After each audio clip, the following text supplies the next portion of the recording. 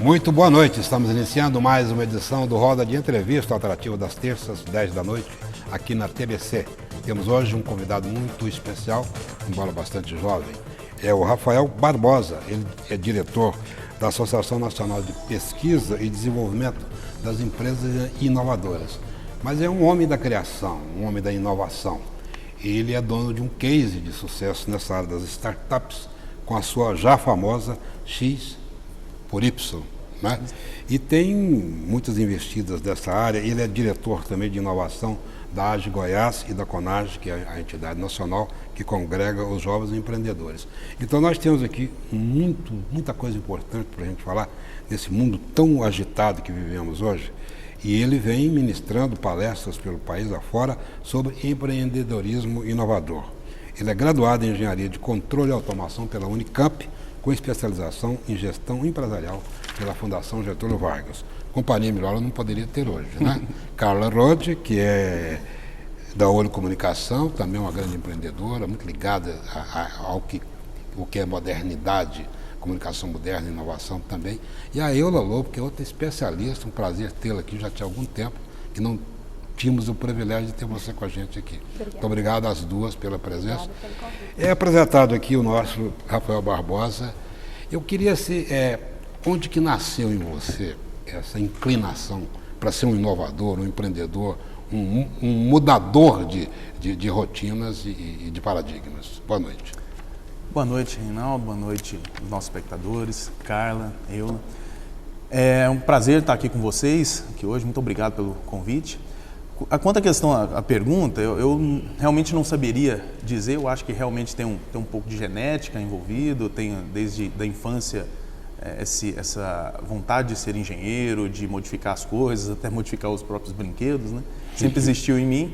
E a gente vai crescendo, estudando e entra nesse mundo agora empresarial, mundo adulto, e eu acabo aplicando os mesmos conceitos que tinha na infância agora. Então, realmente, tem alguma coisa de DNA, de personalidade nessa questão de ter essa ânsia pela inovação. Agora, me parece que o campo onde você está militando agora com tanto destaque, apesar de ser um jovem, eu acho que ele é provocativo, né? Eu acho que você entra nele, você não consegue sair mais, você está sempre envolvido com a busca de novidades e de inovação. Realmente, eu acredito muito, né, se a gente analisar o espectro dos últimos 40 anos, a gente vê que nesses últimos 10 anos a aceleração da inovação, de novidades, as coisas se desatualizam muito rapidamente. Hoje, uma inovação de 5 anos atrás, eu estava vendo uma pesquisa da Siemens que me chamou muita atenção. 80% do faturamento da Siemens hoje são de produtos criados nos últimos 5 anos. Então, resumindo, esse dado, hein?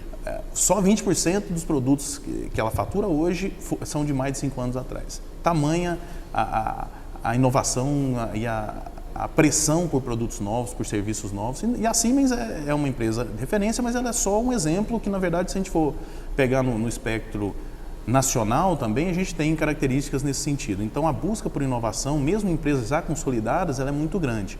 E empresas novas que estão começando agora, que é o caso das startups, que é um dos nossos assuntos aqui hoje, realmente, né, toda startup ela já nasce com um conceito inovador. Você quer explicar para o nosso público? Porque a linguagem é tão moderna que pouca gente sabe o que é uma startup, que estão aí fazendo a novidade no mundo da inovação. Realmente, o conceito ele é americano, né, uma palavra americana, startup, né, de start, do verbo começar. Né, startup é uma empresa iniciante com base tecnológica, com um grande grau de incerteza no segmento que ela está atuando, mas com grande poder de escalabilidade. Essas palavras precisam estar presentes no conceito de startup. Precisa ser uma empresa que começa agora, que está começando, né? Não é uma empresa antiga, ela começa com um grande grau de incerteza, porque ela está investindo numa tecnologia ou num produto inovador, e ela tem um grande grau de escalabilidade. Então não pode ser um conceito, eu tenho uma empresa iniciante, comecei agora um conceito tradicional como uma padaria. É uma startup? Não. A startup ela tem base tecnológica. A padaria online? Na verdade, assim, se tiver, vamos supor um e-commerce numa padaria. O e-commerce já é uma tecnologia dominada. O fato de aplicar a uma padaria não significa que é uma startup. Ou seja, ela está se modernizando, está inovando, o dono da padaria está empreendendo. se atualizando, né, e colocando uma ferramenta de comércio mais moderna, mas não seria uma startup. Mas eu tenho observado, tem muita empresa hoje que monta, ele divulga nas redes sociais um determinado produto, quiche, estrogonofe, pão, brigadeiro, uma série de coisas, e não tem uma empresa física para atender as pessoas. Ela faz as entregas via redes sociais, pedidos via redes sociais. Essa é uma característica da startup? Exatamente. Na verdade, a gente tem que entender que a internet, ela domina a nossa vida de uma tal maneira, e aí entrando na parte bancária, na parte financeira, na parte de trabalho, que realmente hoje toda a movimentação tende a ter alguma ligação com a internet. Nesse caso específico, é realmente uma inovação, o fato de uma empresa vender um produto físico, mas ela não tem uma loja física.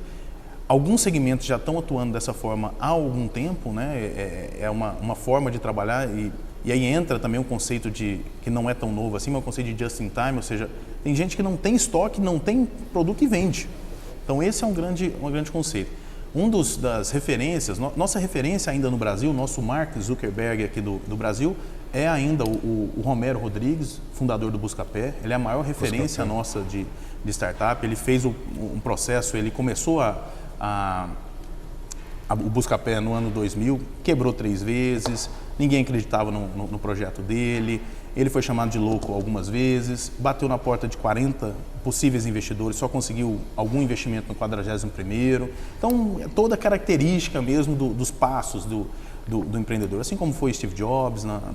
Ele conta uma estratégia que hoje ele é investidor, né? Ele lançou um programa, Sua Ideia Vale $1 milhão, isso deu um bafafá aí, porque ele é uma referência e hoje ele já tem porte para ser investidor. Ele lançou essa ideia e numa das entrevistas dele eu achei muito interessante que ele estava comentando da questão de fraldas, né, o mercado de fraldas. Ele comentou que quando começou essa estratégia de ter só uma página na internet e entregar, chegaram para ele vários projetos, porque fralda é um produto muito bom porque você precisa conquistar o cliente uma vez, ele é recorrente, né, e é um produto que não é tão barato assim. Mas a grande coisa dele foi o seguinte, falou, olha, chegaram para mim umas 30 ideias, pessoa que já tinha gastado R$1 milhão com o site, com um negócio totalmente... Ele falou, a que eu mais gostei foi uma pessoa que não tinha capacidade de programação, mas ele era tão inovador que ele criou no Word uma página, fraldas, Stansec, básica, noturna, vende-se. Começou a dominar São Paulo de uma tal maneira que ele não tinha estoque, ele passava, comprava, entregava, passava, comprava e entregava. Aí ele chegou num volume tão grande que o distribuidor chamou ele e falou, olha, eu te dou 50% de desconto aqui para você comprar de mim. Aí foi a margem dele, ele manteve o preço e hoje domina São Paulo. Então a gente fica com a ideia também que precisa se investir muito, precisa ter um site muito elaborado para conquistar o mercado. E na verdade não, a gente precisa realmente empreender, ouvir o mercado e conseguir entregar o resultado. Eu gostaria que você explicasse um pouco melhor o termo utilizado no início, escalável. Acho que isso não fica tão claro, principalmente na questão de obter retorno, que eu acredito que é uma dúvida de muitos empreendedores que sonham em ter uma startup. Sim, na verdade, por que a startup precisa ser escalável? Porque senão ela se torna, né?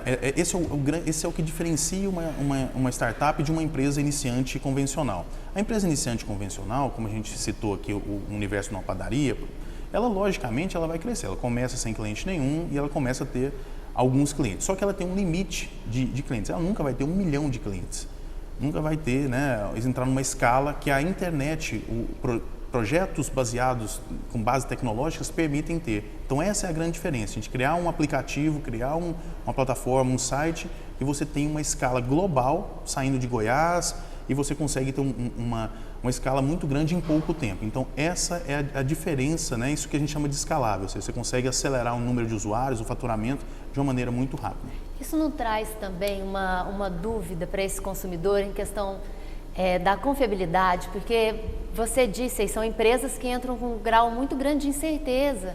Então de repente eu estou propondo ali que eu vou te vender brownie e alguém me pede 2.000 brownies e eu não dou conta de entregar. Isso acontece muito? Acontece.